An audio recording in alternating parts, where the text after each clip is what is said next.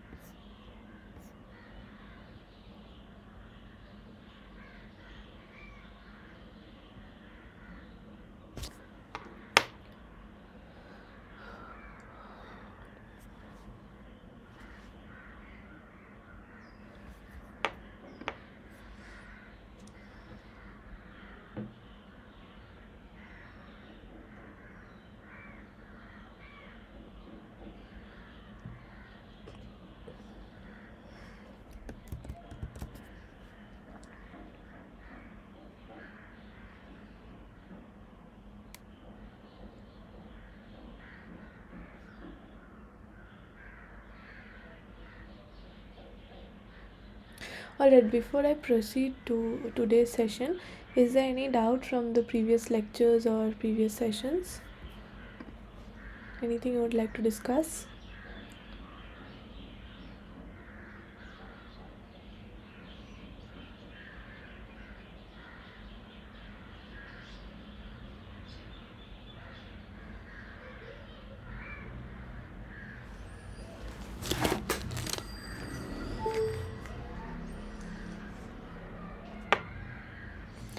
Okay, so I'll start today's session. First of all, welcome to week 3 problem solving session. I'm Shreya and I'll be solving a few problems, but before that I would just brush up the concepts that were discussed in week 3. So what we have briefly discussed upon was the few of the sampling techniques.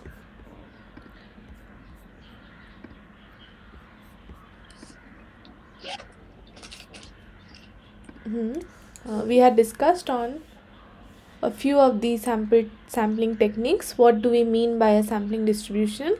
Some convergence theorems, the weak law of large number, how to determine sample size if we are given a problem, or on what basis should we determine our sample size so as to get reasonable estimates.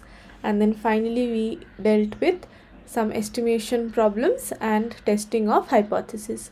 So very briefly, these 3 techniques were discussed, like simple random sample, where every element has a probability as an equal probability of being chosen, or it could be a systematic random sampling where the first member is selected at random and thereafter every kth member is selected. Also, we discussed about stratified random sampling where the total population is subdivided into several strata, and from each of these strata of the stratum a simple random sampling is conducted. So we also briefly discussed about sampling distributions, basically of sample means and sample variances. Particularly these two were discussed. And what is basically a sampling distribution? It's nothing but probability distribution of a sample statistic. A sample mean and sample variance are sample statistic. The thing that we should be careful about is this statistic should only comprise of sample data and not any and should not contain any population parameter. So if let's say if I say that f is a statistic, it means it should only be a function of the sample values, and if this function is a function of sample value and also some population parameter, then this is not a statistic.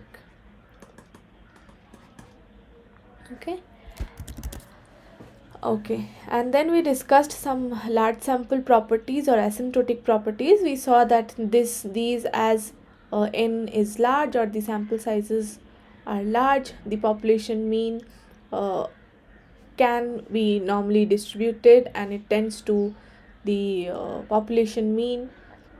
These sort of properties were discussed because these asymptotic why it is important in order to judge the performances of the estimators, and there are some nice properties by which we can solve some few problems.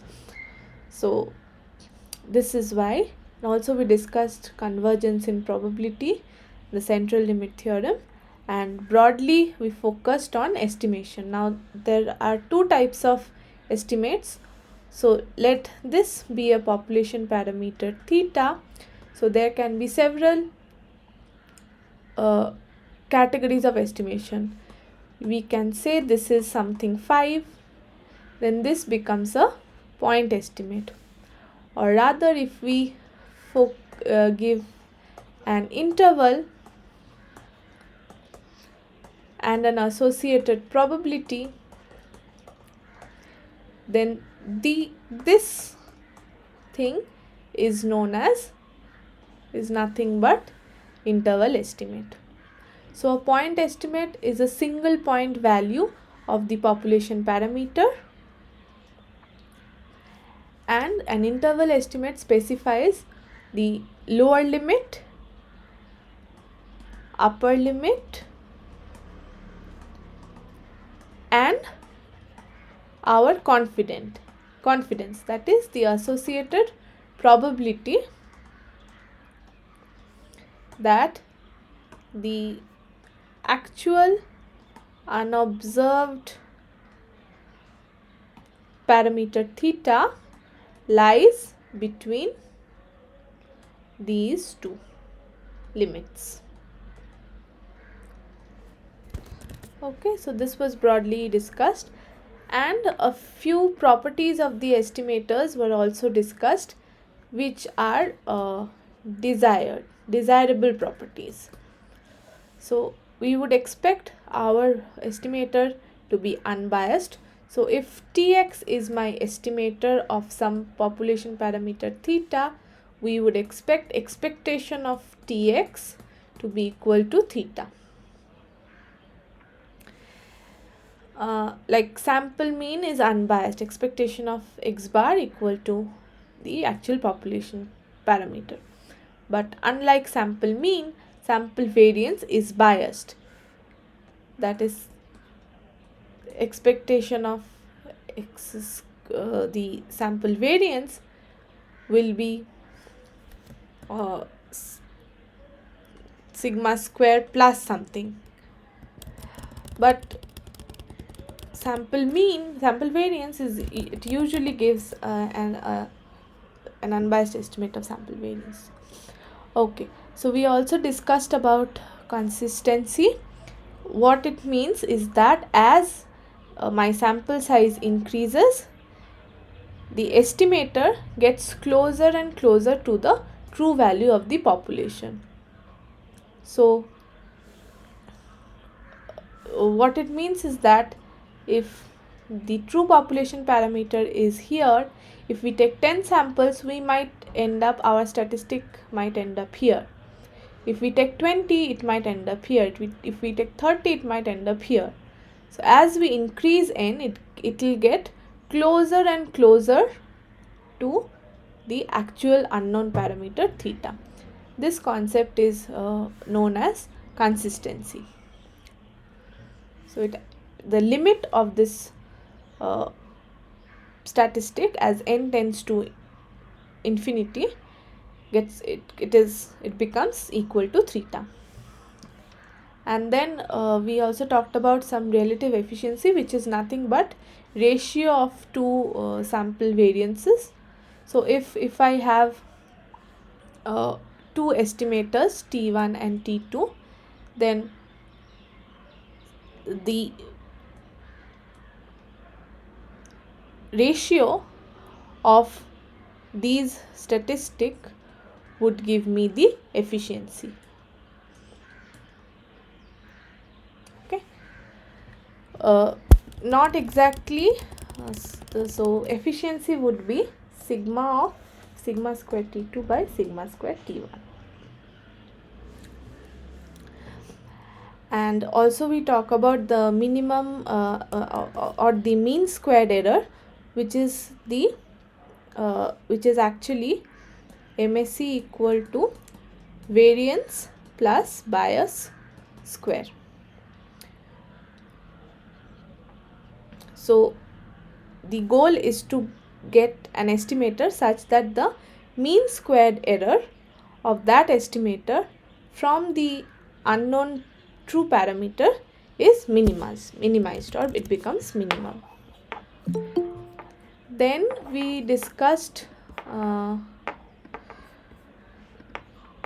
how to find out the confidence intervals for population mean when we have a large sample, and also in cases where the sample size is low and the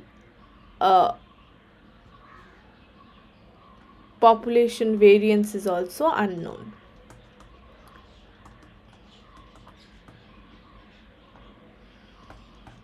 In these cases, we instead of using a Z distribution, we use a student's tree distribution. We also learnt about confidence interval when we have to estimate some population proportion. Also, we found out the confidence intervals, how to find out confidence intervals when we are estimating the population variance. And then finally, we went into testing of hypothesis, what we meant by a null hypothesis, how do we formulate a null hypothesis, and what do we mean by a simple and a composite hypothesis. Now I have a question for you. So let's say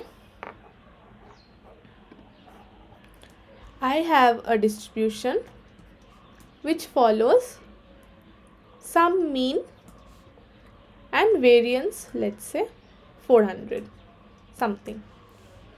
So if I say H naught mu equals to 40, is it a simple hypothesis or a composite hypothesis? Anyone?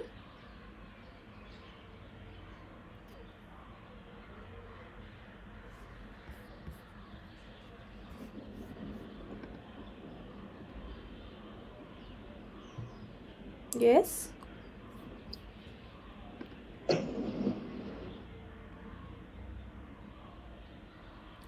So in this case, if under H naught the distribution of the statistic becomes completely specified,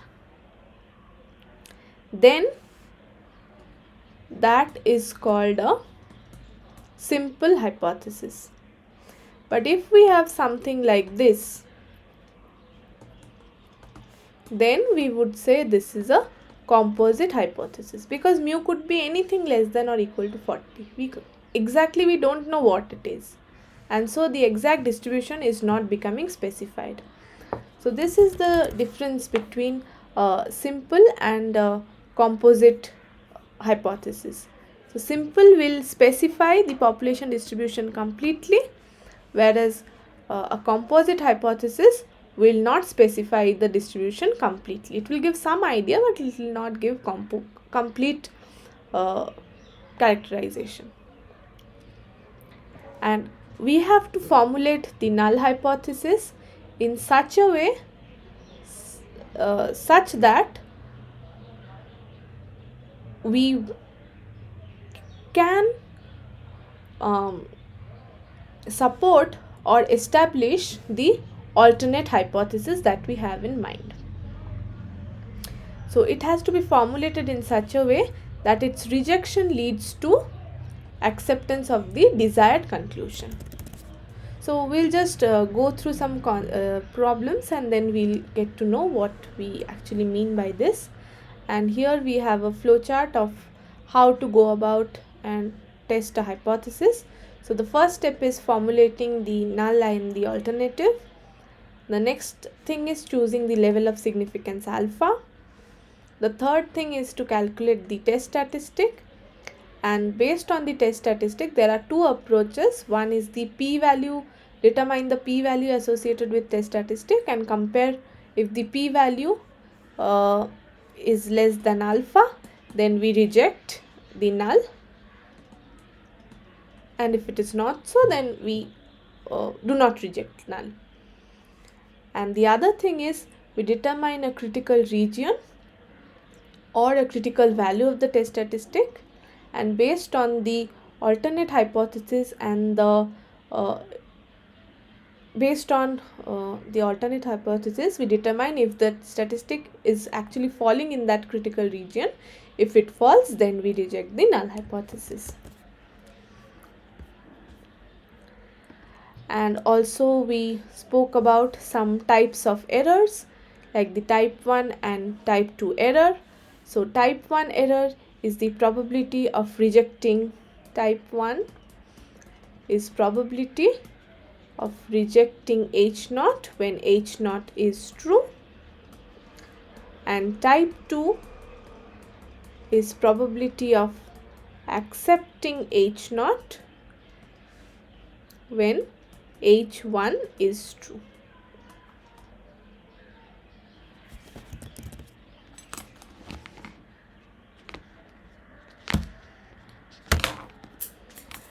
So with these concepts, I'll just enter and try to solve a few problems. Any doubt till now?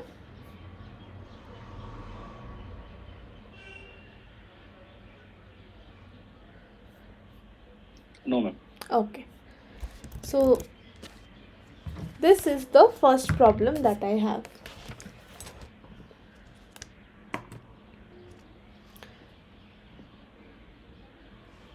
So how do we actually solve this problem?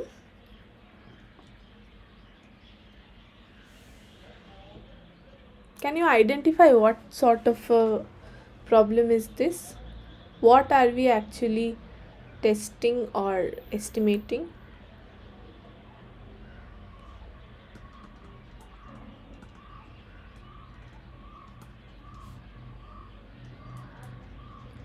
We are actually estimating some proportion. Do you agree with me?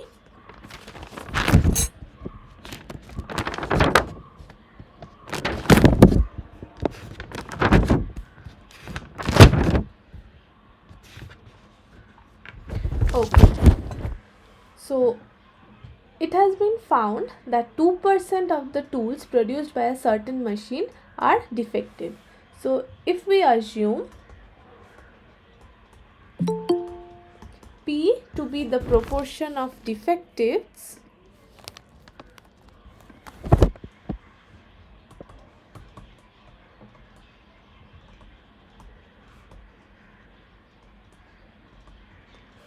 produced by the machine.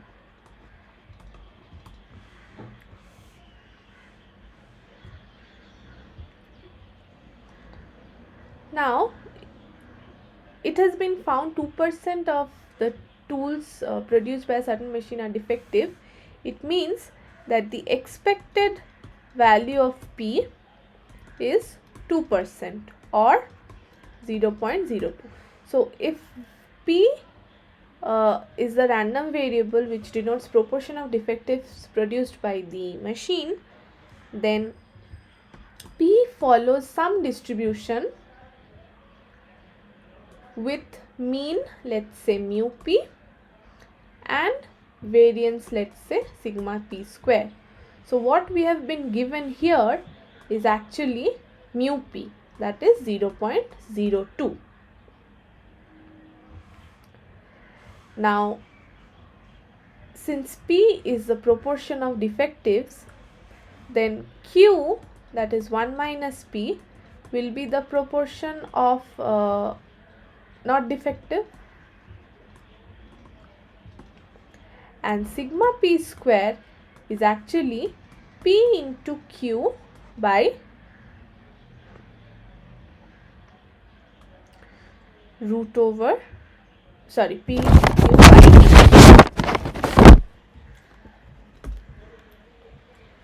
So here this or I can write it like this: sigma p square is actually 0.02 into 1 minus p is 0.98 divided by 400.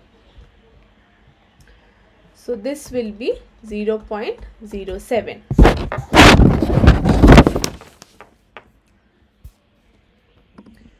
Is it okay?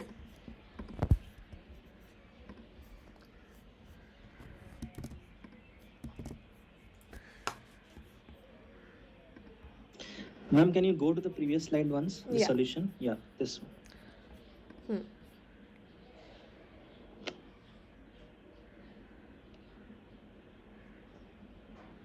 All right, ma'am. Okay. So what we have arrived at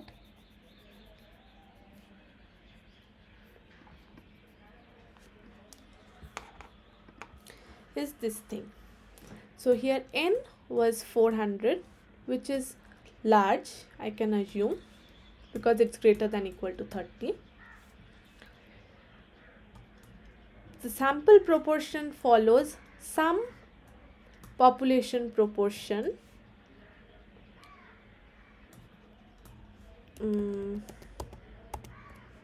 The sample proportion follows some population proportion where mu p is the population proportion, which is 0.02, and sigma p square is pq by n, which is 0.07.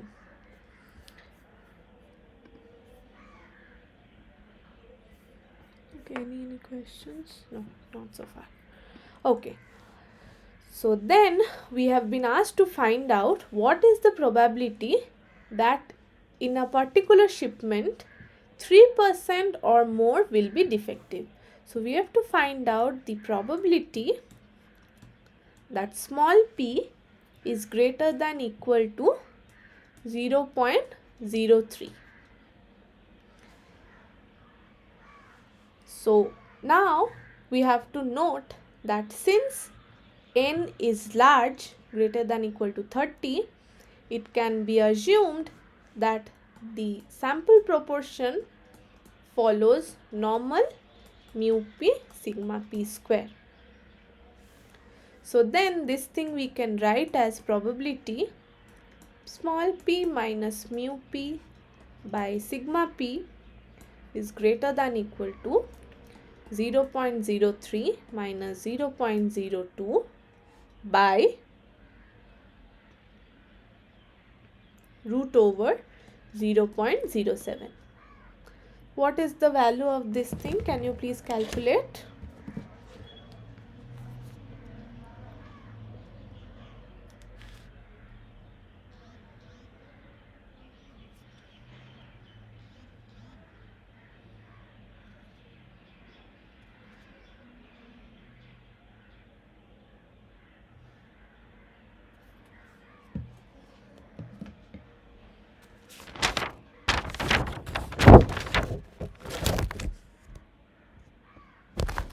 Sorry, this is 0.007.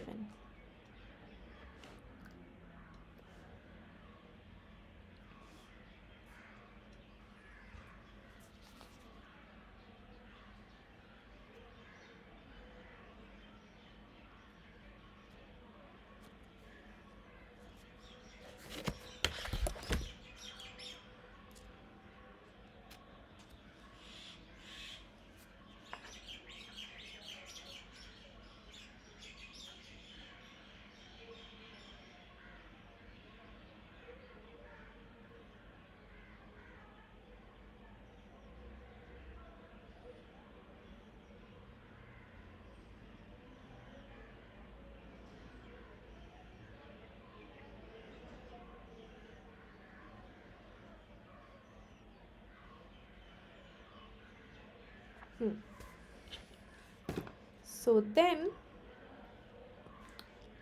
I'm sorry, this is actually square. So 0.07, this is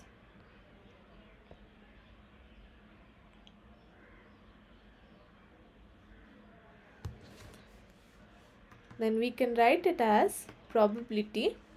This thing we can write it as a z statistic, since this is some normal minus mu by this sigma p, which is also a standard normal because we are standardizing, 1.428, or probability z greater than equal to 1.43.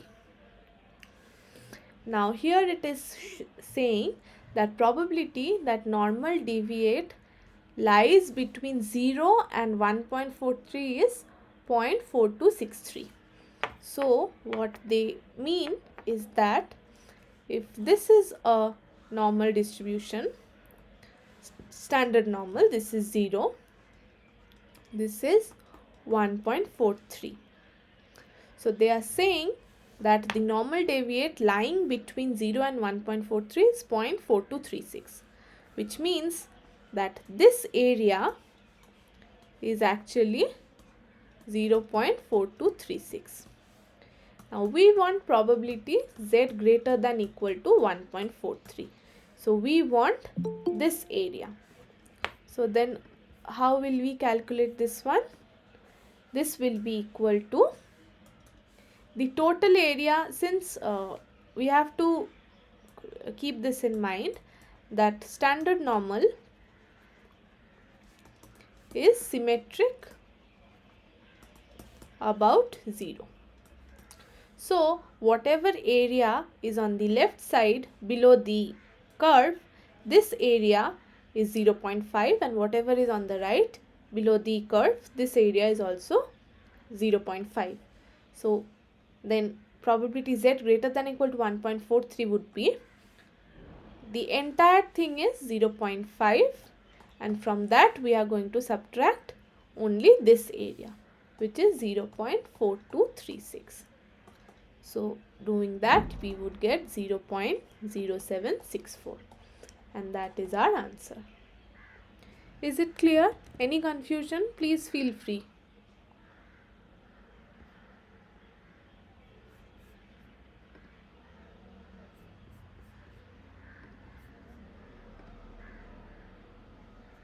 Can I proceed to the next one?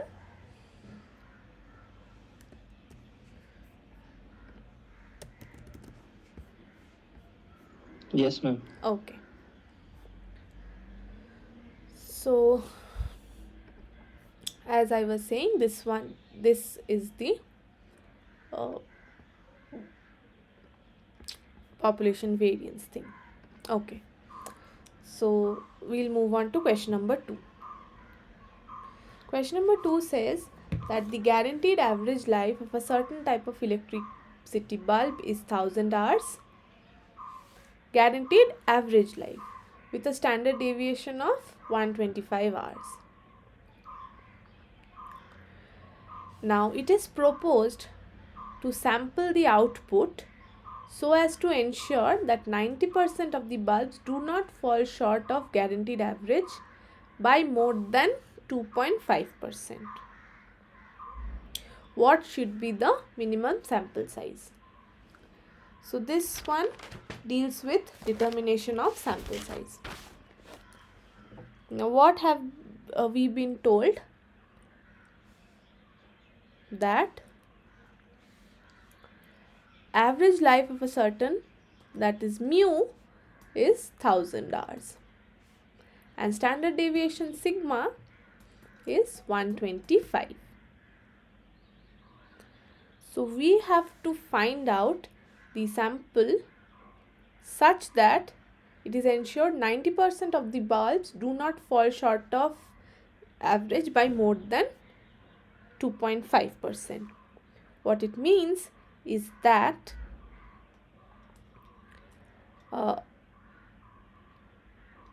let this be the life, if x denotes the life of an electric bulb, and if we have n samples, then the sample mean minus the actual population mean should not fall short, that is, should always be greater than minus 2.5% of mu.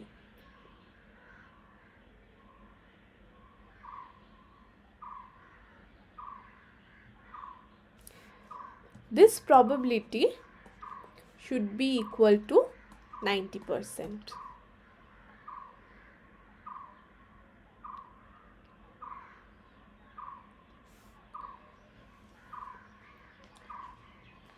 So, in other words, probability x bar minus mu should be greater than minus 2.5 by 100 into 1000. This should be 0.9. Or in which implies probability x bar minus mu should be greater than minus 25, and this probability should be 0.9, which implies probability x bar minus mu by sigma by root n should be greater than minus 25 by sigma by root n.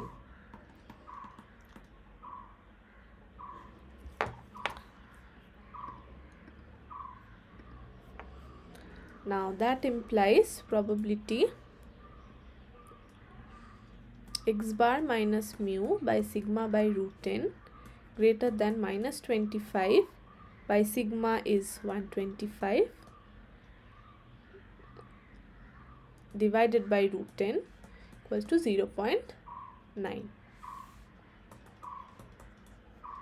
can write it as z greater than minus root 10 by 5 equal to 0.9.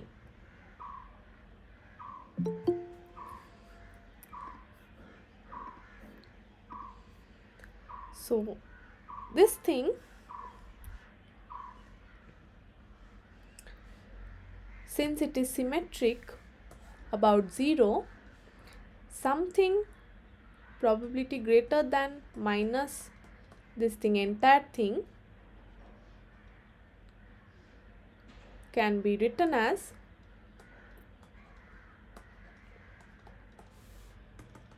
probability z less than root 10 by 5.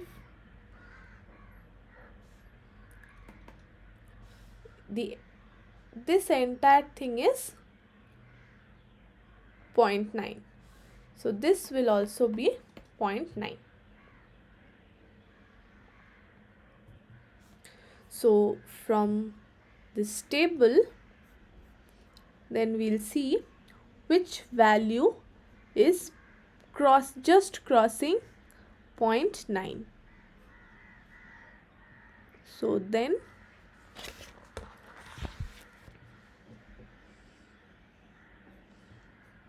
because what this table is showing is actually probability z less than 0 is 0.5, or probability, if we consider this thing, then what is it? Z less than 0.11 is 0.54. This is what the table is showing. So now we want that value such that the probability is 0.9. So we'll see for which value it is just giving us 0.9. So here if we go, here we are seeing 0.88, 0.869, 0.88, 0.89, 0.89. It is giving 0.9 at 1.29. So we'll take the previous value because it is strictly less. So less than 0.9 will give us this one, 1.2. 1.2, and the second decimal is 0.08. So then from the table what we have is that root 10 by 5 equals to 1.28. So solving for this, root 10 equal to 1.28 into 5 whole square, we'll get it to be something like 40.96, which is approximately 41. So the desired sample size is approximately 41, which is needed to ensure that 90% of the bulbs do not fall short of the guaranteed average by more than 2.5%. Is it okay?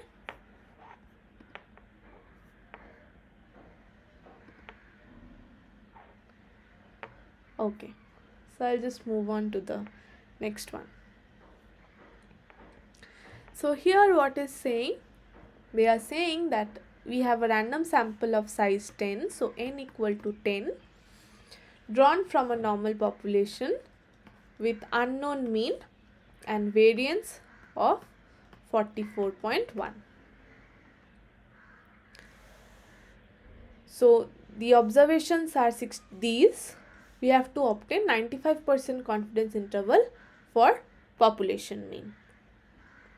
So the 95% confidence interval, we know that this is,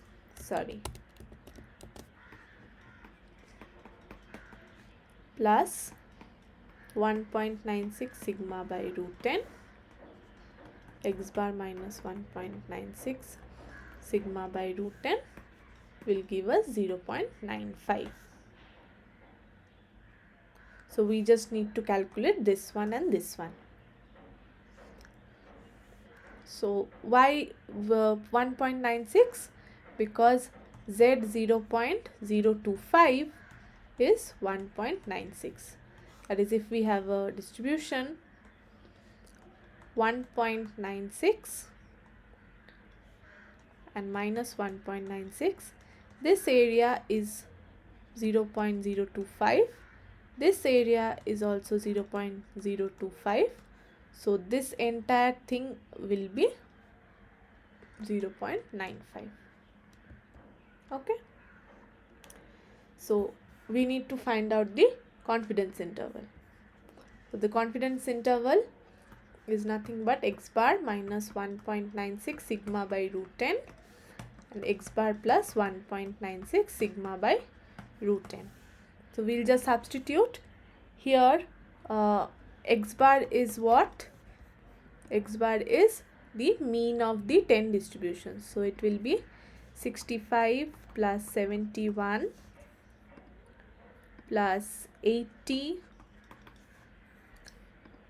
plus 76 plus 78 plus 82 plus 68 plus 70 or 65, 71, 80, 76 plus 71, 80, 76, 78, 82, 68, 72, 82, 68, 72, 65, 81. 72, 65 plus 81 divided by 10.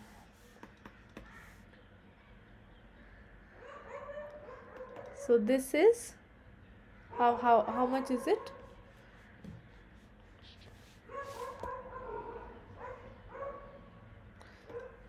This will be 738 by 10, that is 73.8. So, and sigma, we already know what it is. Sigma is 40, and here sigma square is 44.1. So sigma will be square root of 44.1. So substituting the values here, what we'll get is 73.8 minus 1.96 into root over 44.1 by 10 plus 1.96 into root over 44.1 by 10. So this will be 73.8 minus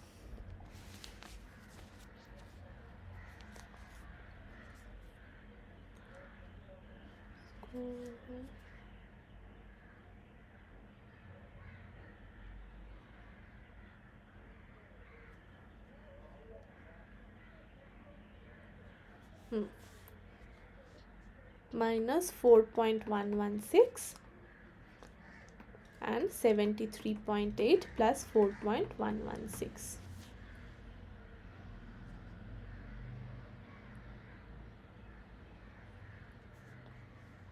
Which will be approximately 77.916 and 73.8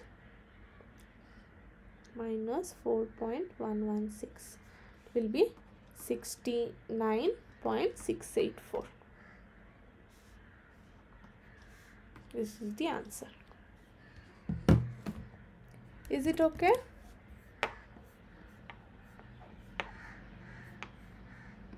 Anybody, any doubt?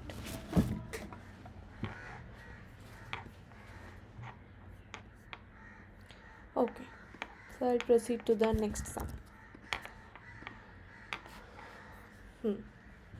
So a soap manufacturing company was distributing a particular brand of soap through a large number of retail shops.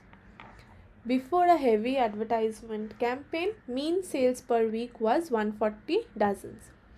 After the campaign, a sample of 26 shops was taken and mean sales was found to be 147 dozens with a standard deviation of 16. We have to perform a test to check the advertisement effectiveness. Now what will be our conclusion? So the first thing we'll note is that n is 26, which is less than 30, so it is a small sample problem. Okay. So now if let x denote sales per week.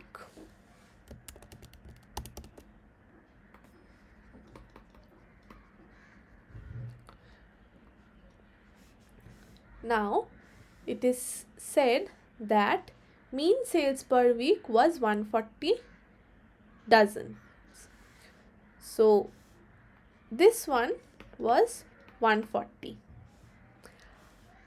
This was my original hypothesis. And we have to find out if the advertisement has been effective. What do we want to find out? We want to find out if it has been effective in increasing the sales. So H1 will be mu greater than 140 if it increases and less than 140 if it decreases. So we have to perform a test to check effectiveness. Effectiveness means that the sales have increased. So this is the hypothesis which we'll be focusing on. Okay. Now for this type of testing the mean of a distribution, we use a student statistic, which is nothing but the sample mean minus population mean divided by sample standard deviation by root over n minus 1. So here x bar is nothing but 147. Standard deviation was 16.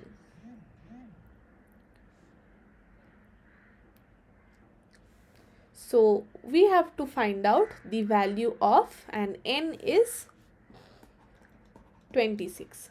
So n minus 1 will be 25. So value of t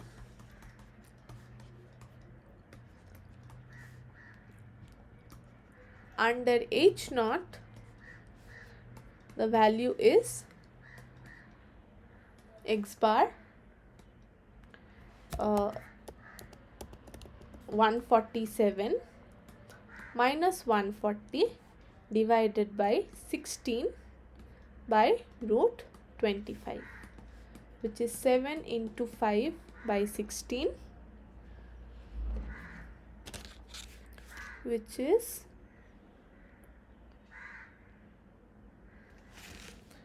2.1875. Now, in the question it has been mentioned the tabulated value of the t statistic corresponding to upper 5% is 1.708. What this means is that if this is my t distribution, then the upper alpha point 2.5 upper 5% means this is the point the area above which is 0.05.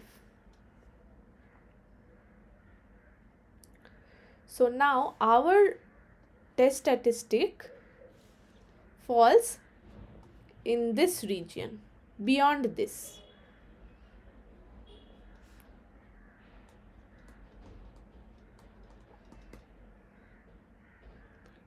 So since the observed t value is greater than the t critical, hence we reject H naught and conclude that advertisement has been effective. Why? Because the observed value is greater than the t critical value. Or in other words, the p values observing something even beyond this thing is less than alpha, which is my 0.05. So for this problem, we reject and conclude that it has been effective in increasing the sales.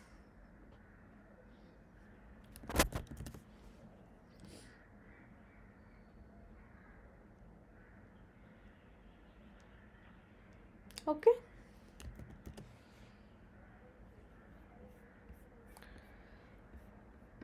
Is it clear? Clear, ma'am. Okay. So we'll move on to the next one. So in a city, 100 individuals in a sample of 400 were found to be smokers. In another city B, number of smokers was 300 in a random sample of 800. What should we conclude based on this information? So proportion of smokers in A, roughly we can say is 1/4. Proportion of smokers in B is this thing, 3/8. So it looks like the proportion of smokers is higher in city B. So this, based on these two figures, this is our kind of guess. So we would try to root for option 1. So our null hypothesis would be proportion of smokers in city A is exactly equal to proportion of smokers in city B. Whereas H1 is proportion of smokers in B is greater than proportion of smokers in city A. So this hypothesis we can write as 0 versus proportion of A minus proportion of B is less than 0.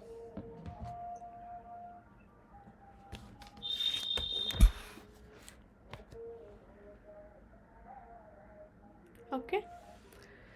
So now to test for proportion between two samples, the test statistic is given by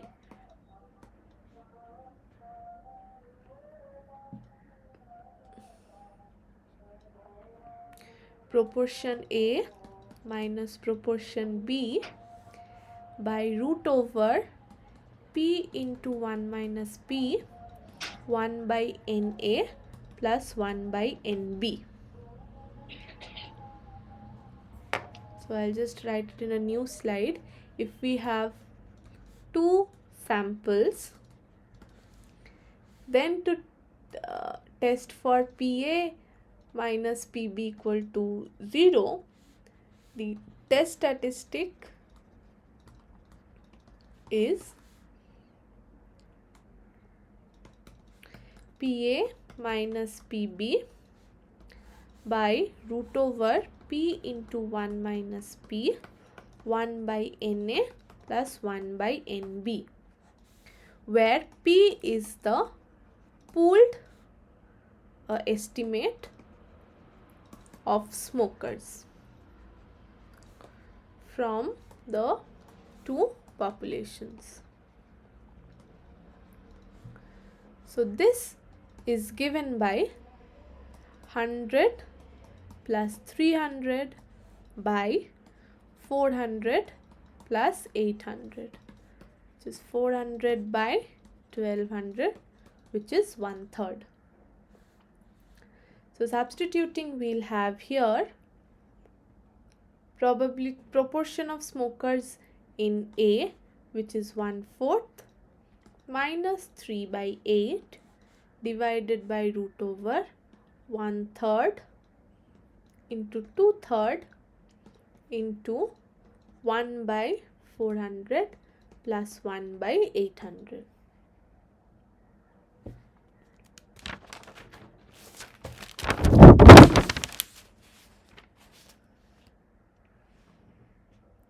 So this would be equal to, if we calculate,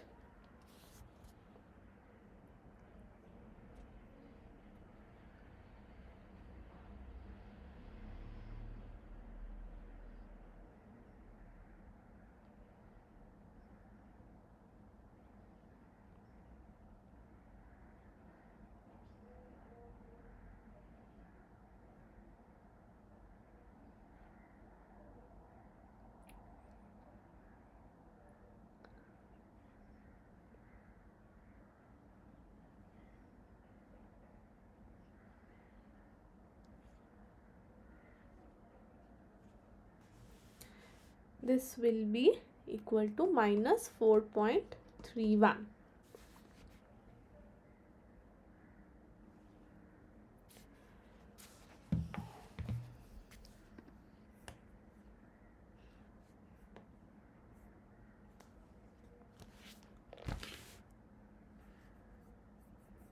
So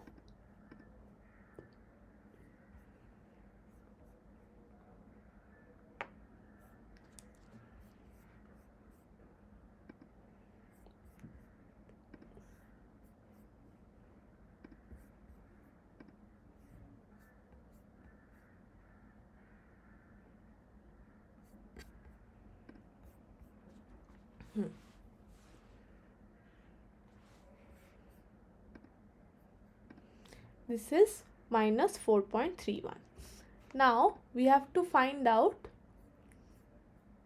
based on the given information, what can we conclude.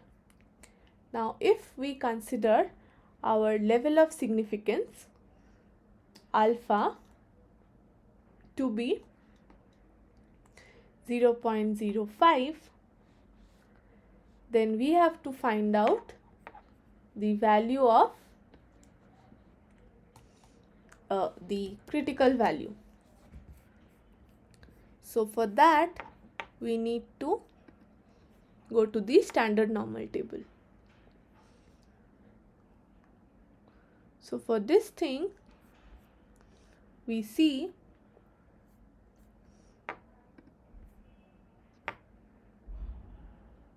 One second here, why is the alpha value not mentioned?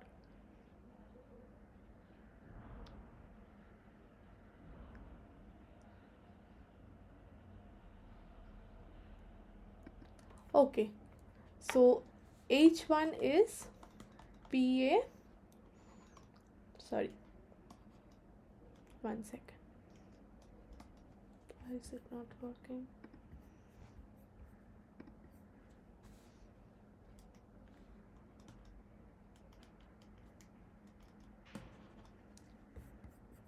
Just give me a minute.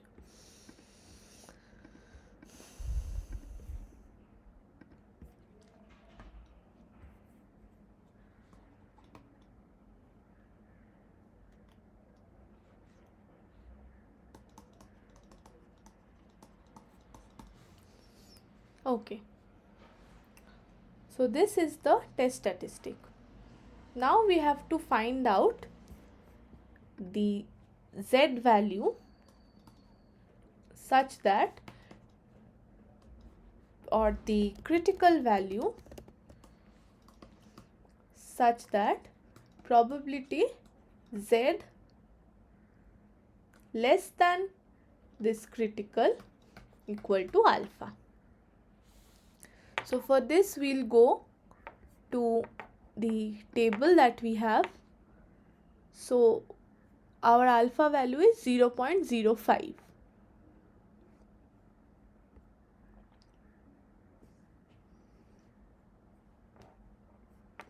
So we'll try to find out that value for which this A is satisfied. Sorry.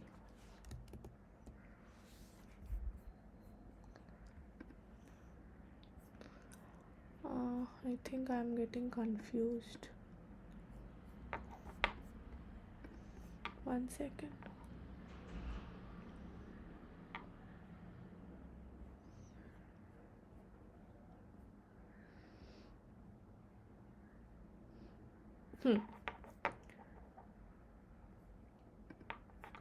So this, if it is alpha, then probability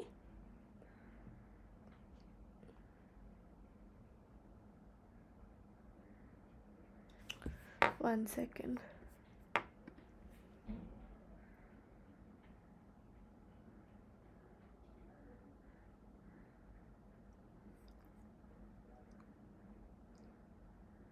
I'm really sorry. I'll come back to this in the next class. Okay, this has got me confused. I'm really sorry for this.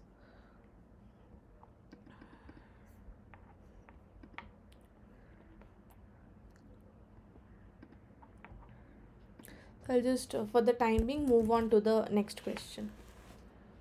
Okay, so the number of heart attacks suffered by a male and female of different age groups in a city is given in this contingency table. So suppose a researcher tests the hypothesis that age and gender are independent in the occurrence of heart attacks.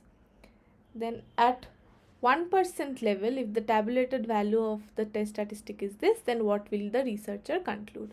So if we have a contingency table like this with the hypothesis that age group given in these categories and the gender given in these categories are independent, then what we have to do, first we have to find out the expected counts of the table. And how do we do that? So the expected counts for male, female, less than 30, 30 to 60, greater than 60 will be given by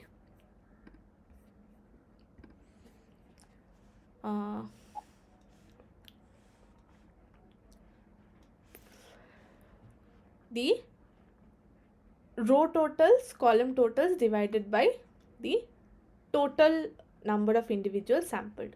So here the row total is 60 plus 30, 90. Here the column total is 90, sorry. This is 140, this is 20, this is 130, and this is 80. So the expected number of males with less than 30 age would be 90, this one, into this one, divided by the total, that is 230. So 90 into 20 by 230. Similarly, this will be the expected number of females lying with age less than 30 would be 140 into 20 by 230. Similarly, for this one, the expected numbers would be 130 into 90 divided by 230. Here again it will be 140 into 130 divided by 230. For this one again it will be 90 into 230, 90 into 80 by 230, and this one again it will be 140 into 80 by 230. So once we have these expected counts,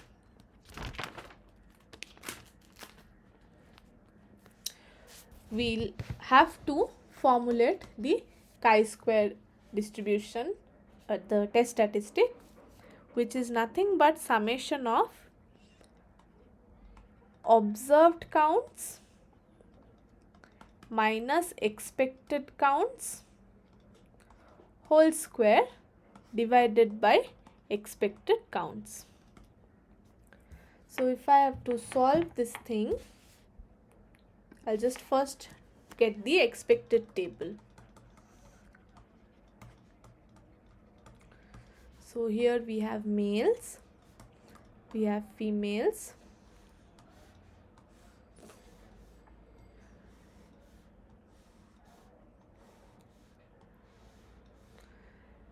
less than 30, 30 to 60, greater than equal to 60. So this one was 90 into 20 by 230. So how much is it? Can you please calculate?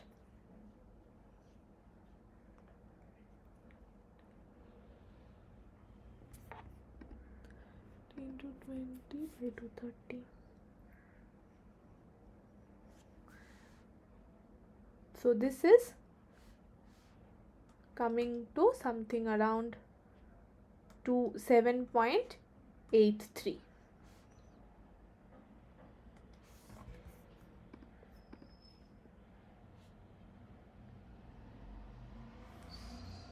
Sorry, 90 into 20 divided by 230. Yes, 7.83. The next one is 140 into 20 divided by 230 is 12.17. This will be 130 into 90 divided by 230, 50.86. Sorry, 130 into 90. This will be 50.86. Similarly, this one will be 140 into 130 divided by 230, 79.13.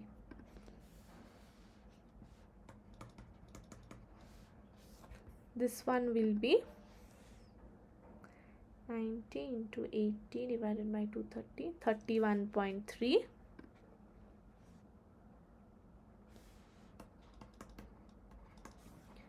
And this one is 140 into 80 divided by 230. This is 48.69.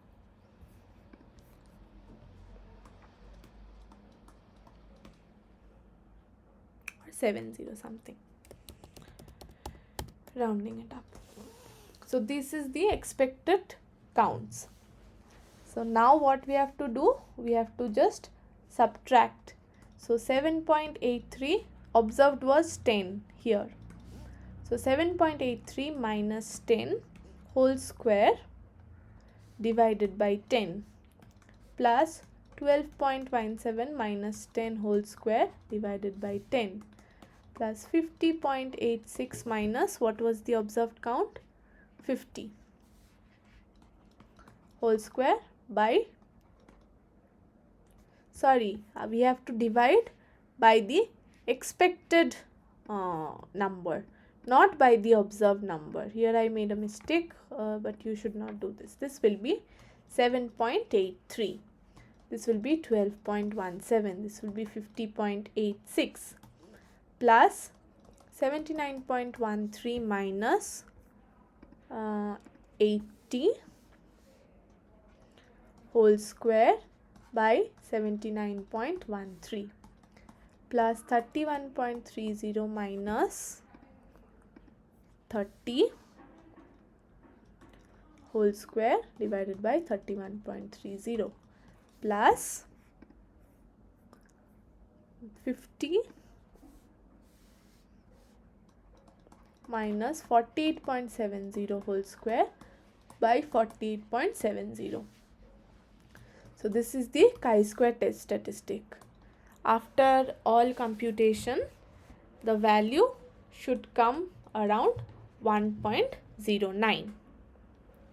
So this one, this is the value of the test statistic. So now we have to, the formula is we have to reject H naught, that age and gender are independent if and only if the chi-square observed is greater than chi-square 0.05, the upper 5, this is what was the 1% level.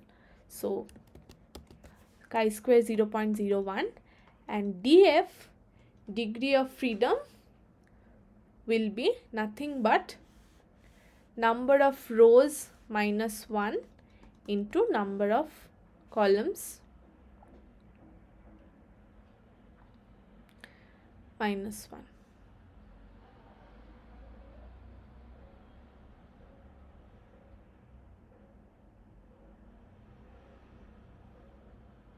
Sorry, 1 second.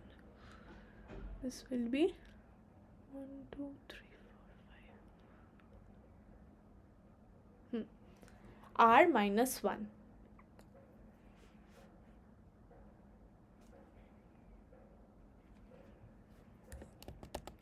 Which is 2.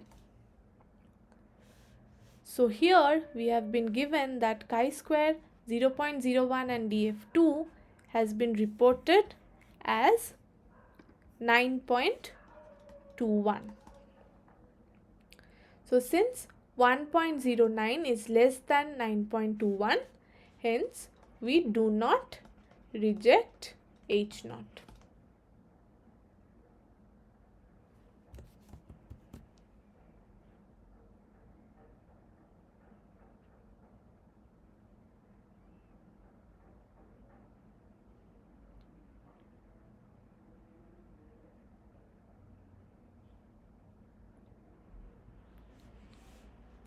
You got it, how we got this thing df2, which is row minus 1, number of rows minus 1 second.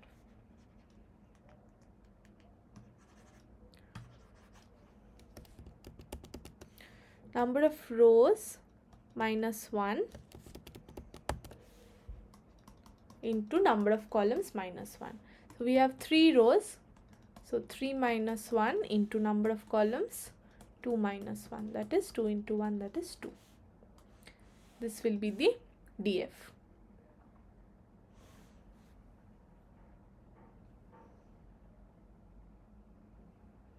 So since chi-square 0.01 with df2, this is the upper alpha point, which means that if this is my chi-square distribution, this is that value above which 1% area is there, 9.21.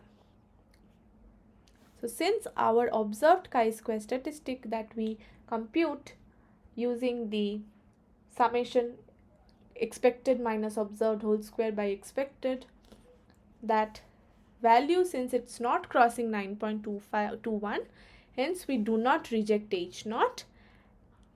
So if we do not reject H naught, then what do we imply? H naught was that age and gender are independent, and we are not rejecting it. So we conclude from here that age and gender are independent. Is it okay?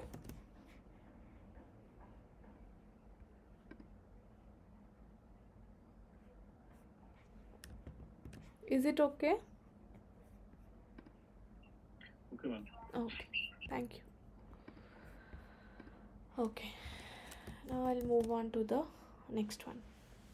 Suppose I have a sample size of 8 from a normal population and unbiased estimate of population variance as the value of 4.4.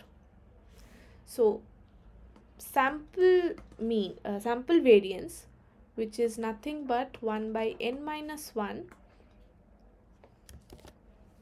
xi minus x bar whole square. This is actually an unbiased estimate of population variance sigma square.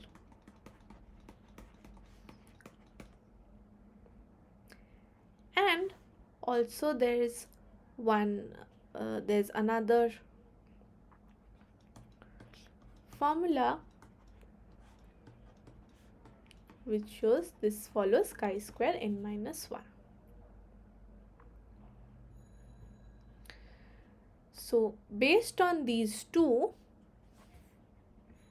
what we have to obtain a 99% confidence interval for population variance sigma.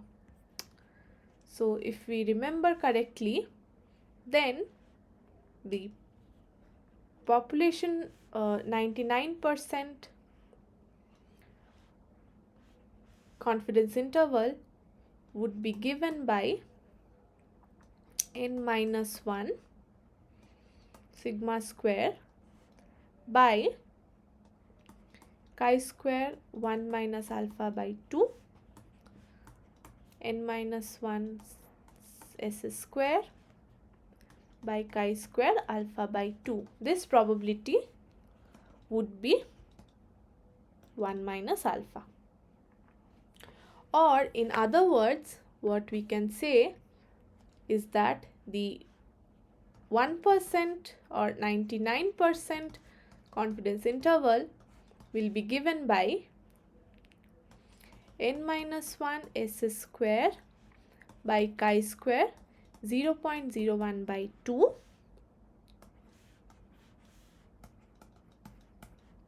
s square chi square 1 minus 0.01 by 2. So here n is 8, s square equal to 4.4. So this one will be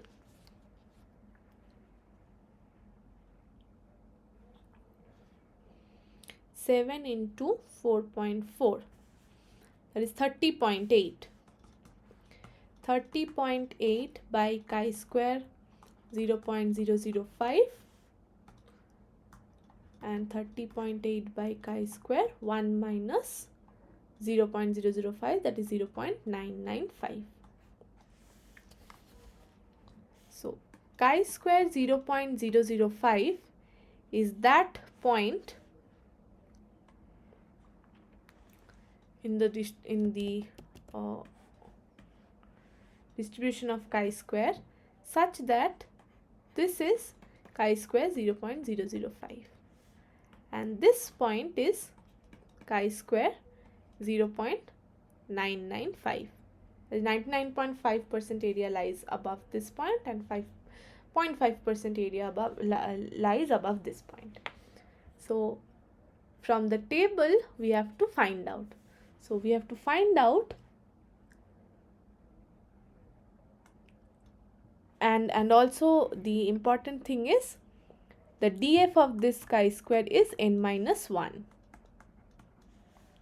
that is 7. So we have to find out corresponding to DF7.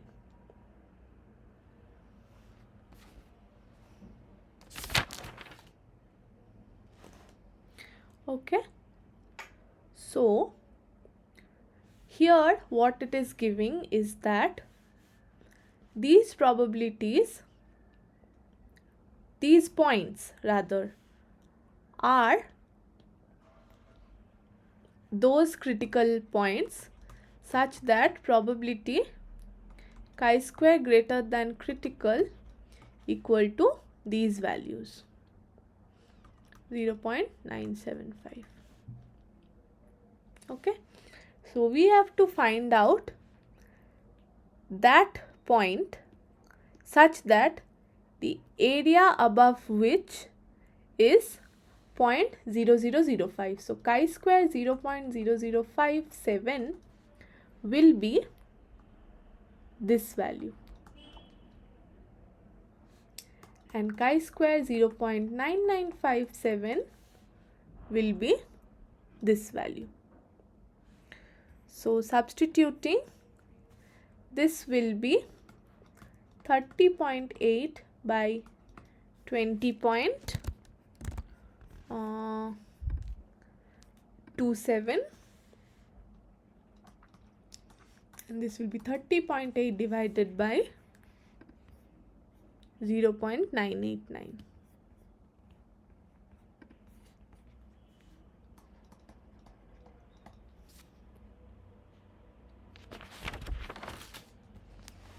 So solving this two, we would get the 99% confidence interval.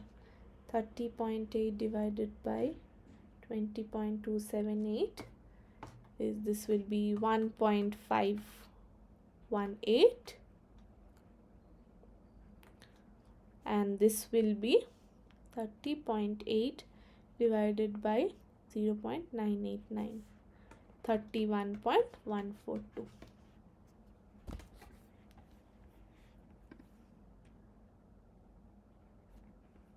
So this will be the answer.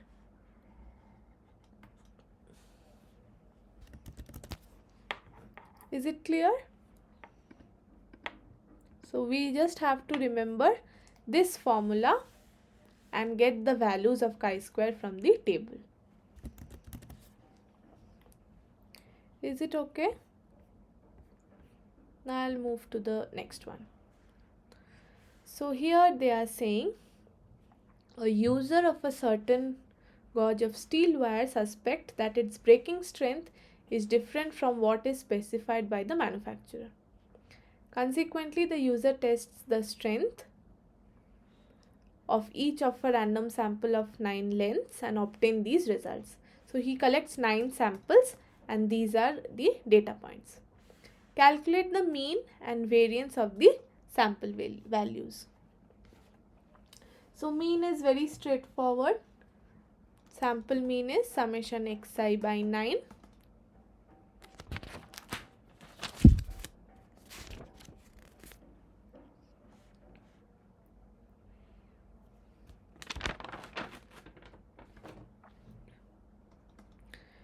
This is how much? This will come out as 666.9 divided by 9, that is 74.1.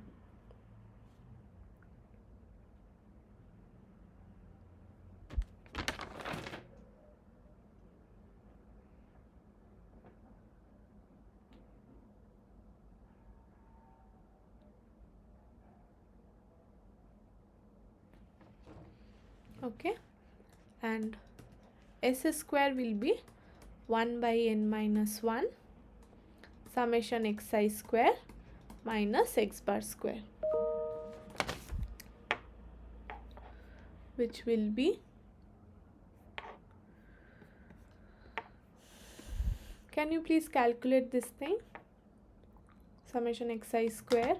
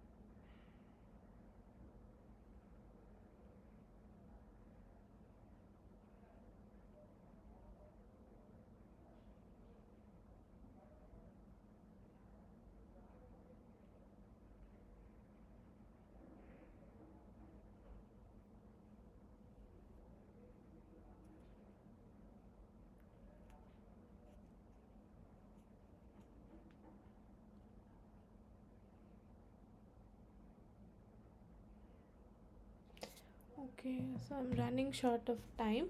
So this will be s square.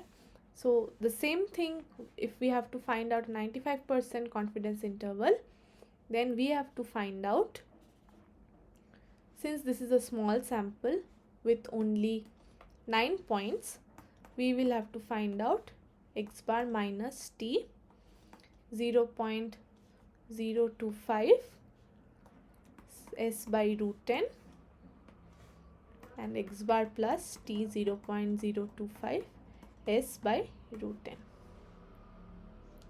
and putting these two finding out these values, where this is nothing but, if this is a t distribution, 0.025 means that 0.025 will be the area above this typical critical point. Now after we get the values, we just need to substitute, and then we'll have a 95% confidence interval. Now the important thing is this one. If we have to comment upon the manufacturer's claim that the breaking strength of the wire has a mean of 75, how do we comment? So if the value, let's say this is x1 and x2, if 75 belongs to this category, it falls within, then we can say that the claim is true.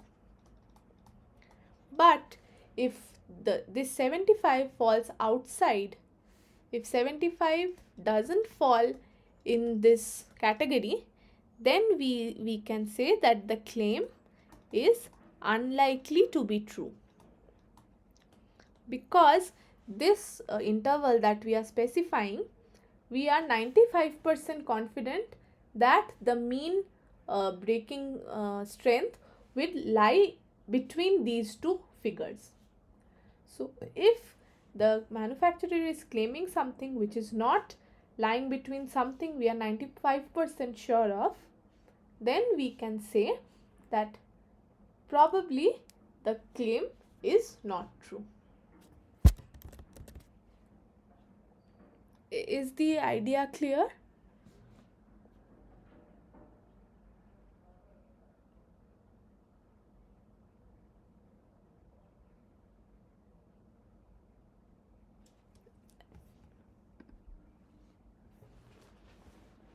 Hello?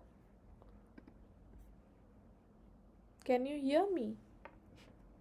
Yes, ma'am. Okay. So just keep it in mind. If you have some confidence interval and the estimate value is not falling within that range, then you can claim that the whatever is hypothesized, that is unlikely to be true. Okay. So I'll move on to the next one. This is a very straightforward. A random sample of 100 men, n equal to 100, is taken. Mean height is found to be 180 centimeter, that is x bar. So population variance is known, sigma square is 49. So we have to find the 95% confidence interval for mu. So 95% confidence interval is sigma by root 10. We'll just substitute the values here, and it will be 180 minus 1.96 to 7 by 10, 180 plus 1.96 into 7 by 10.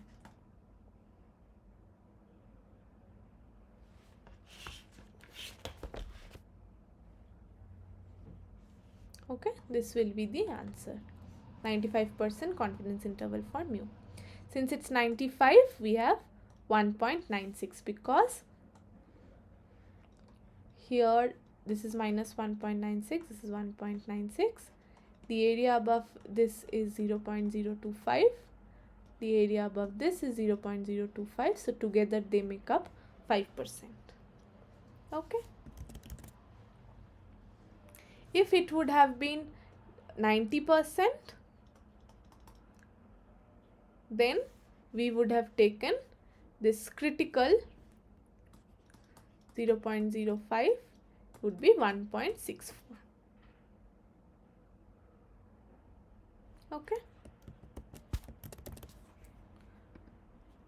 move on to the next one.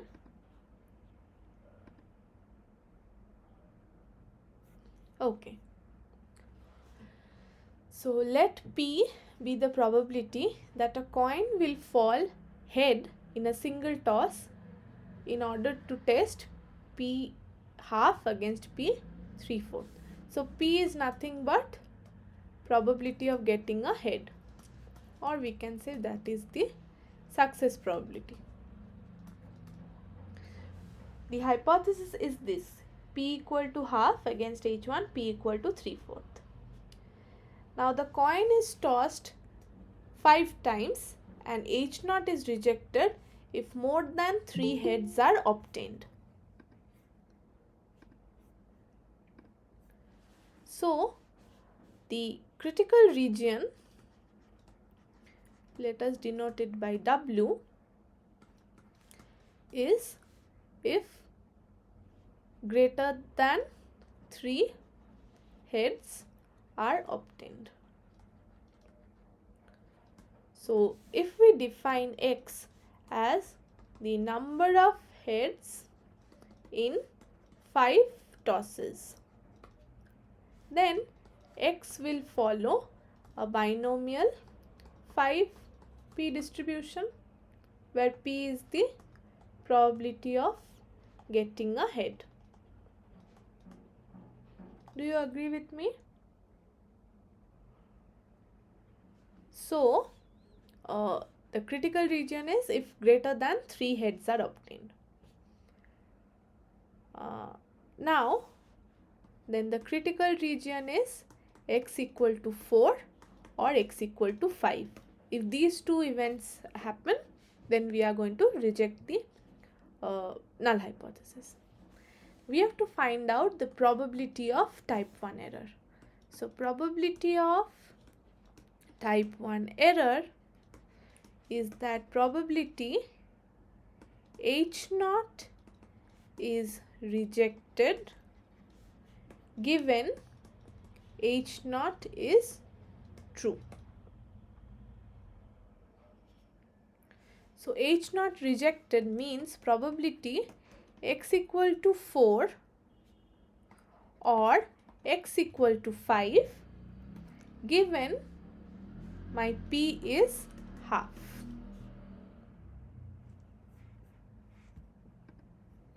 So that will be probability X equal to 4 given P equal to half plus probability X equal to 5 given P equal to half. So this will be 5C4 half to the power 4 into half plus 5C5 half to the power 5. What is the value? This will be 5 by 32 plus 1 by 32, 6 by 32, it is 3 by 16. Is it clear? This is the probability of type 1 error. Now probability we have to find out next is the power of the test. Now power of a test is given by 1 minus probability of type 2 error. Okay. Now type 2 error is probability of not rejecting H0 given H1 is true.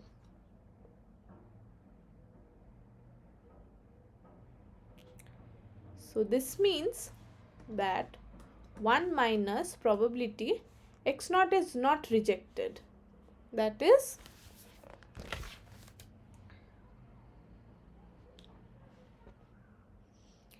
X equal to 0 or X equal to 1 or X equal to 2 or x equal to 3 given h1 is 2, that is p is 3 by 4. So what this essentially means is that probability x equal to 4 or x equal to 5 given p is 3 by 4, because specified given that p is 3 by 4, if we sum this up and subtract it from 1, it will give us the probability that x equal to 4 or 5 given p equal to 3 by 4.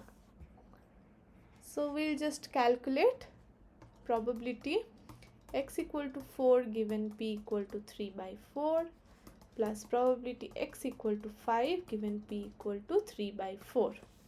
So this will again be 5c4 3 by 4 to the power 4 into 1 by 4 plus 5c5 3/4 to the power 5. This will be 5 into 3 to the power 4 by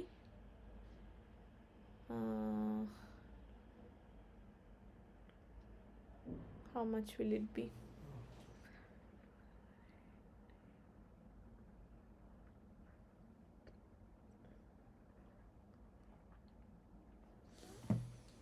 Hmm.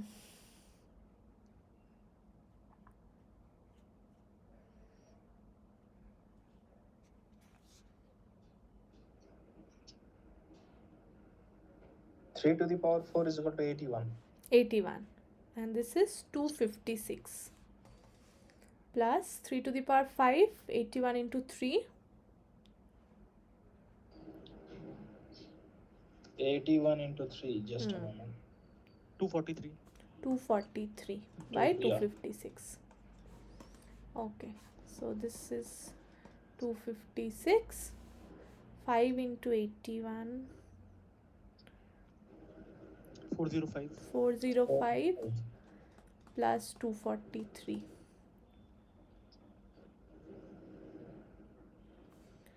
648 by 648 256.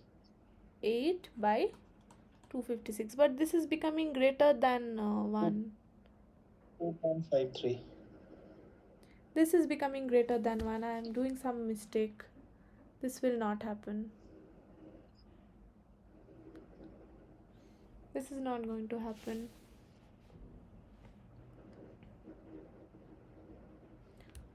Must have been some calculation mistake.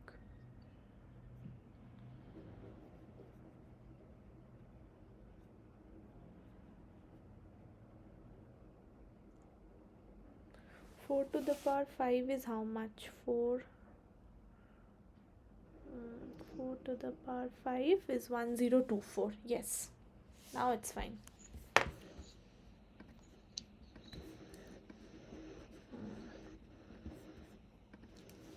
This is 1024.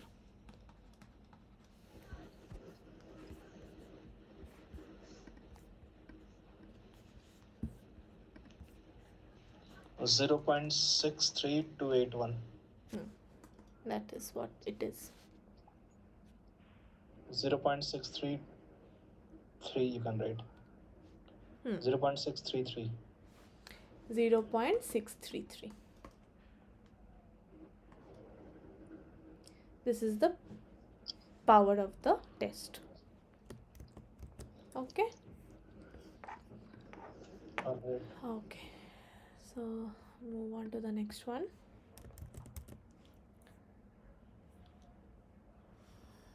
So again, there's this question. A teacher claims that the mean score of students in his class is greater than 82 with a standard deviation of 20.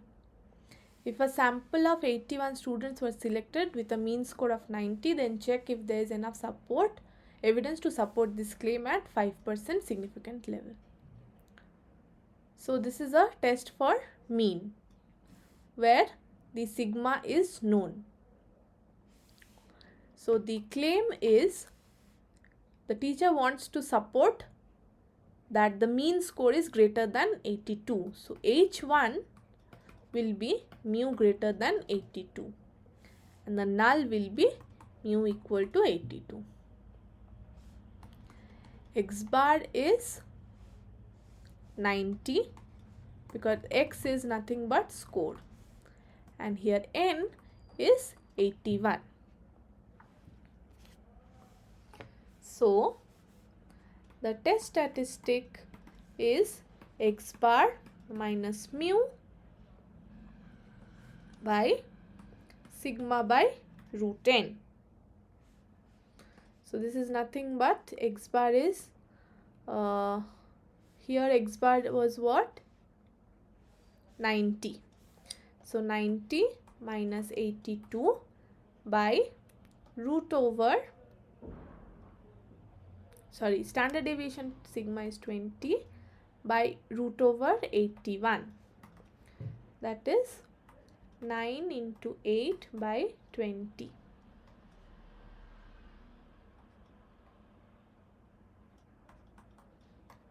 .6, and the hypothesis is we'll reject H naught if and only if the observed T is greater than Z 0.05.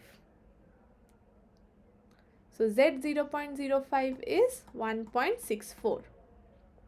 So since observed T is greater than Z 0.05, the upper alpha point at 5% level, why we are taking 0.5 and not 0.05? Because we are doing a right tail test.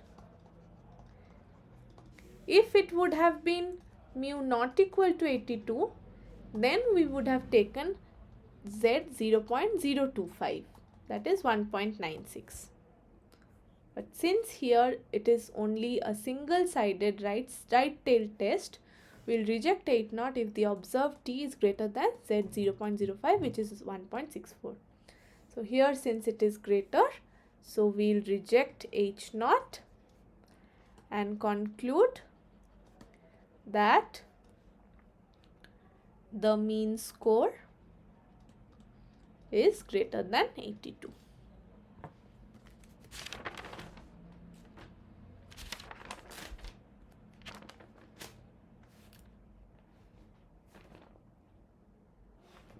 Is it okay?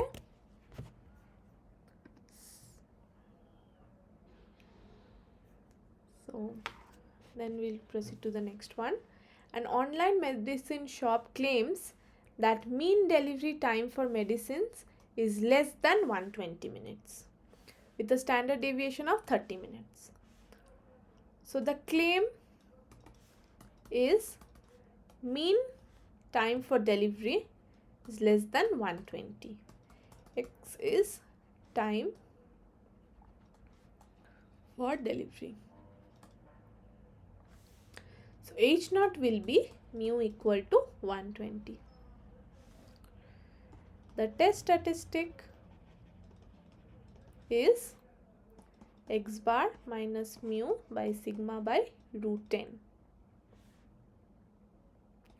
which under H naught follows a standard normal distribution.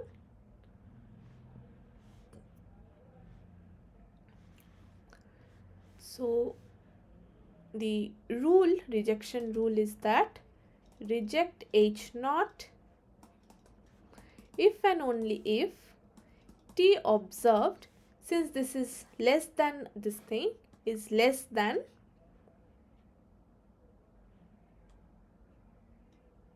minus, is less than Z 1 minus alpha. Here alpha is 0.05.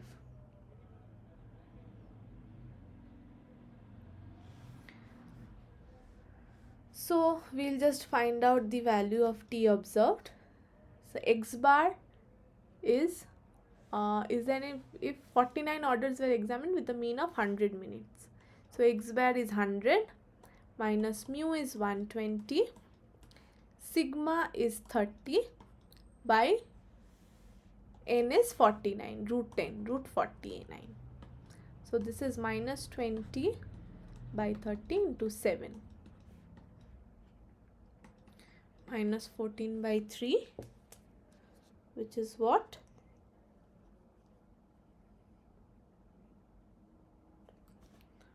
Minus 4.67. Now z1 minus alpha is this point, such that this is nothing but z 0.95. That is 95% of the area is above this point. 95% above this point means 5% below. So this is minus 1.64. Because if this is symmetric about 0, 1 point above 1.64 we have 5% of the area. So above minus 1.64 we'll have 95% of the area. So the critical point is minus 1.64. So since minus 4.67 is less than minus 1.64, hence H naught is rejected.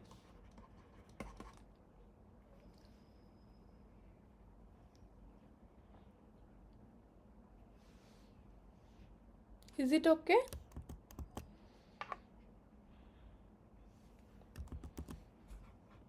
Yes, ma'am. Okay.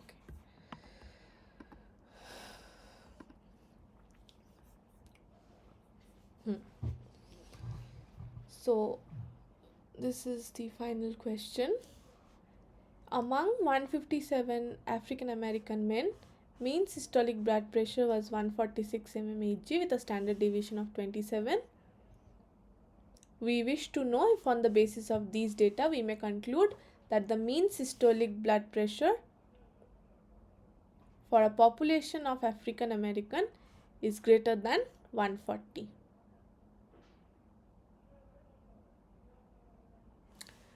So here n equal to 157, mu. So the hypothesis is H naught mu equal to 140 and H1 mu greater than 140.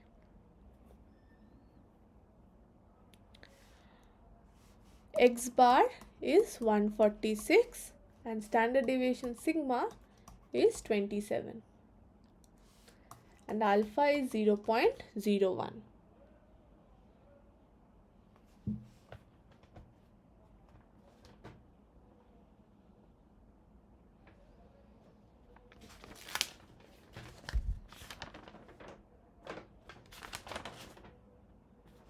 So here again the same thing. T will reject H naught if and only if T observed is greater than Z 0.01.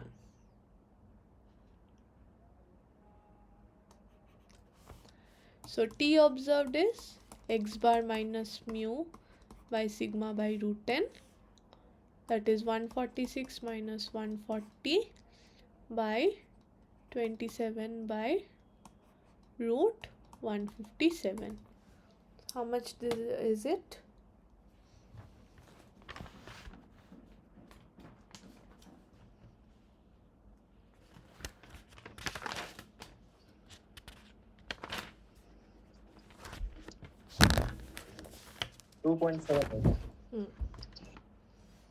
This is 2.78. And from the table, Z 0.01 will be, we have to find out probability Z greater than critical is 0.01. That is probability Z less than critical will be 0.9. So this will be somewhere here.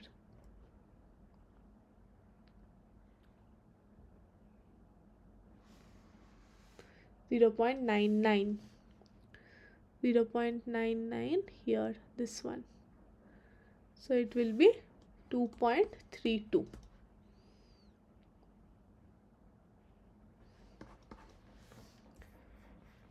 So this critical value is 2.32. So this is greater than critical, so we'll reject H naught.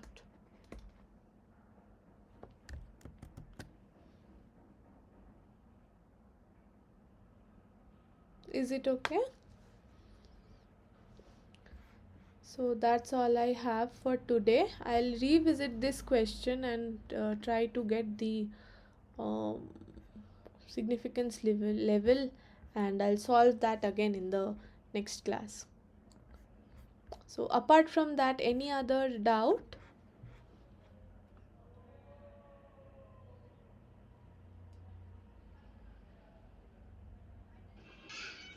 No doubts, ma'am.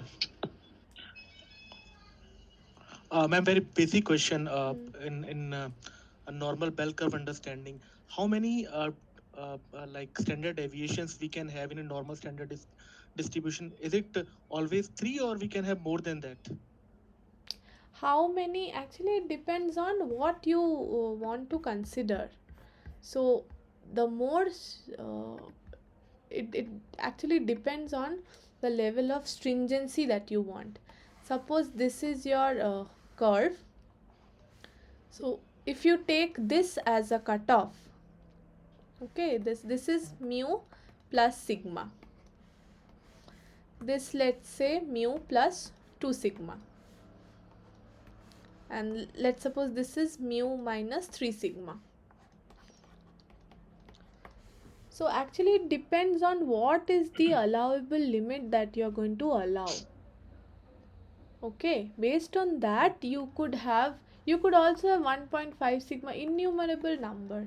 But what we are actually accounting for here is that what is the confidence with which you would want your results to be. Okay, if you want it to be very accurate, then you would set very stringent limits. Okay, so did I was I able to address your doubt? So there's no, Mm, I can understand. So there's no hard and fast rule that you have to use 1 sigma, 2 sigma, or something like that. So the general, if nothing is mentioned, then we will always take alpha equal to 5%, and based on that we would calculate the limits. Okay. yeah, and ma'am, sometimes the question given to us, I mentioned that this is a standard Hmm. deviation. So, does it means that the value is falling within this particular limit? So, standard deviation or variance that is provided in any question is just to provide the limit within which this like Okay, so I observation is think falling into. Uh, no, I think I understood what you're trying to say. Are you asking about if some standard deviation is given, should we take n minus 1 or n? That is that the confusion? Yeah, man, I want to repeat it again. So Hmm. my question is that sometime it happens that at many times, mostly whenever question is asked, a problem is asked, standard deviation or variance is always given. So Hmm. does it means that it is to symbolize under which to which parameters limit this variance is falling into? No, see, I'm not getting what exactly you're trying to say. So, the standard deviation is actually a measure of the spread of a distribution. So, that information, Okay. now here it's given to solve a few problems, but whatever standard deviation is, it actually is I can say a parameterization of the distribution under consideration. So I'm not sure what exactly Yeah. your doubt So, is. for example, if I'm having a mean, say 20, Hmm. and I got a standard deviation of say 15. Hmm. So, what does this 15 symbolize to me? Does it means that 15 is symbolizing that it maybe it is falling to what parameter? Sometime it's become very confusing to me. What does it mean? Okay, so 15 is a, if the mean is suppose 20 and standard deviation is 15, then interpretation of standard deviation is that if you draw random samples, if you take their if you take the deviation of each of the sample from 20, if you square it up, divided take the average of all the sum of squares and do a square root, then that is the standard deviation. Now the closer it is to 0, the better will be our estimate in that sense. Okay, so it is a precision metric. The larger the standard deviation is, suppose you have an estimator whose mean is 20 and standard deviation is 15. You have another one whose mean is 15 but the standard deviation is 2. So if you have to choose between these two estimators, you would want to go with the one which has a lower standard deviation, because that gives a more precise estimate. Okay, Okay. the lower the standard deviation is, the more precise will be the estimate, because that is actually measuring how the samples that you are taking is deviating from your mean, the actual parameter population mean. So the lower that Uh, is, the better is your estimator. This is the right, ma'am. concept of standard deviation or standard error. So a specific bell curve, Hmm. does it divides into seven equal parts to the complete distribution? For example, here, if I can see, Hmm. we have seven lines in this normal distribution. So does it dividing the complete list of observation into seven equal parts? Can I say this? No, no, you cannot. Okay. It will not divide it into seven equal parts. Mhm. Yeah, I don't think so. Because we have correlated mean median with our box plot, so that is why I was taking the uh, understanding from that part. So that is Uh, the question rise in my no, no, mind. no, no, no. If we have to divide it into But ma'am, if it equal, is a normal distribution, hmm, ma'am, if it is a normal distribution, hmm. then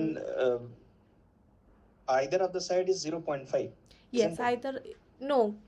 Right. There's one catch here.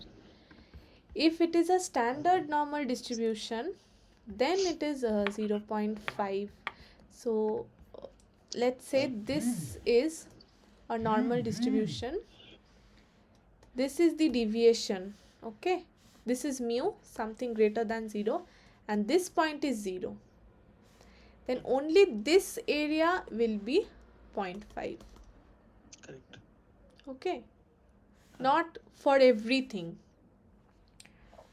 It is symmetric. A normal distribution is symmetric about mu, its mean. So if instead of a standard normal distribution, if I have something normal 1 1, let's say, so this is 0, this is 1, Mhm. so this, sorry, let's say this is my 1, then only this area is 0 0.5, but probability greater than x greater than 0 will be greater than 0 0.5, because this is also being considered. Okay, for every kind of analysis. Hmm. So we can do this sort of analysis, standard deviation, whether it's a variance or whatever it is.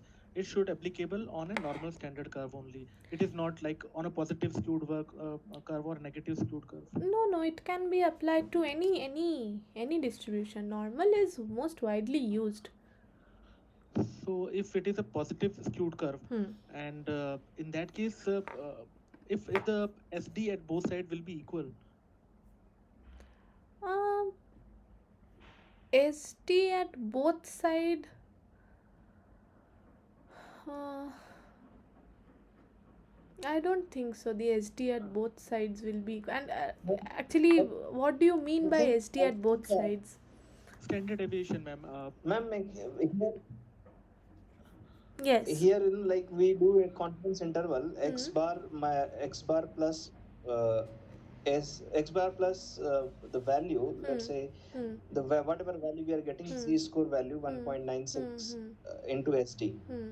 So either of the side mean value, the Okay. distance would be same from the mean value, is it? Okay. Okay. Yeah, No, yes, not ma'am. always. Not always. Okay. Uh, So For a I. standard normal distribution, it would be always. Yes, it will be always for a Yeah. standard normal. So if I have a standard normal or a t distribution, these distributions are always symmetric about 0. So in that case, whatever Yes. here we have, let's say plus 1.96, this is also 1.96. Let's say this is 0.025, this is minus z 0.025. Okay, or z 0.095, if I can say 0.025. This is the upper uh, alpha point, let's say. Okay, so what this means is that this value signifies that the area above this area, this point, is 0.095. Similarly, this value signifies the area above this point 1.96 is 0.025. So this holds like for the normal case, and for the t distribution we can do it because it is symmetric about 0. But if you look carefully, if we have a chi-square distribution, That would be different, that will correct? be different. yes. This one, it is always 0, it starts from here, chi-square is always positive. So this Okay. one will be chi-square 0.95, let's say, and this will be 0.05 chi-square, because this point is such that 95% of the points lie above this point. This is such that 5% of the points lie above this one. So this one and this one will not always be exactly equal. As you saw in the example, this was something 0.9, this was something 2.13 or something. So Got it, ma'am. Now I so understood. Yeah. in case So of a there's a skew, difference. So there's a difference of distributions. If this yes, is like skewed distribution, then we yes, use then some it other will be formulas. different. Then the safest bet is to go by the upper alpha percent. Search for that point above which alpha percent of the population of the samples lie. This is the definition and this is the safest bet. Now for symmetric distribution, symmetric about 0, we can, if the values are not given, then we can assume based on 5% level of significance, those 1.64, 1.96. But this is how we should calculate. If you remember, here always some z alpha by 2 would be given. I don't know if it is mentioned in the notes. So it mentioned it. This is such that this is the upper alpha by 2 uh, point. So this thing is 1.96. Or similarly, we can write z alpha by 2 and z 1 minus alpha by 2. For a symmetric distribution, it is same. For a non-symmetric distribution, these will differ.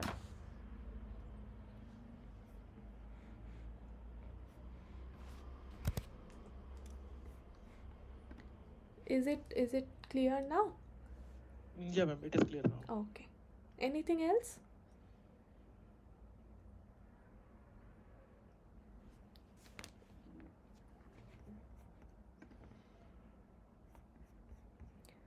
Okay, if not anything, then I'll close the session for today.